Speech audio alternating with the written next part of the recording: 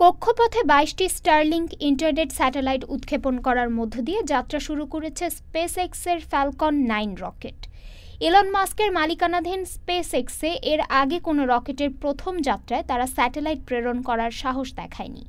২০ August ফ্লোরিডার Cape Canaveral space force স্টেশনের একটি প্যাড থেকে ফ্যালকন ৯ রকেটটির উৎক্ষেপণের মধ্য দিয়ে স্টারলিংক গ্রুপ 10-5 মিশনের যাত্রা শুরু হয়।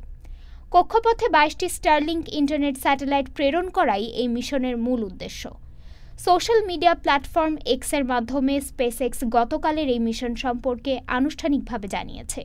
যাত্রা শুরুর ৮ মিনিটের কিছু সময় পরই ফিরে আসে রকেটটির প্রথম স্টেজ। ঘন মেঘের মধ্য দিয়ে উড়ে আসে আটলান্টিক মহাসাগরে অবস্থিত স্পেসএক্সের ড্রোন শিপে পৌঁছানোর মধ্য দিয়ে ফ্যালকন ৯ রকেটটির প্রথম মিশন সফলভাবে সম্পন্ন হয়। উল্লেখ্য, স্পেসএক্সের স্টারলিংক স্যাটেলাইটের মাধ্যমে উচ্চগতির ব্রডব্যান্ড ইন্টারনেট সেবা প্রদান করা হয়। এখন পর্যন্ত ৬,৮০০টিরও বেশি স্টারলিংক স্যাটেলাইট কক্ষপথে পাঠানো হয়েছে। জ্যোতির পদার্থবিদ জোনাথন ম্যাকডাওয়ালের একটি ডেটাবেস থেকে বিষয়টি জানা গেছে। এবারের নতুন পাঠানো ২২টি স্যাটেলাইট বিশ্বব্যাপী স্টারলিংক ইন্টারনেট সেবার অ্যাক্সেস আরও বাড়াতে গুরুত্বপূর্ণ ভূমিকা রাখবে বলে আশা করা হচ্ছে।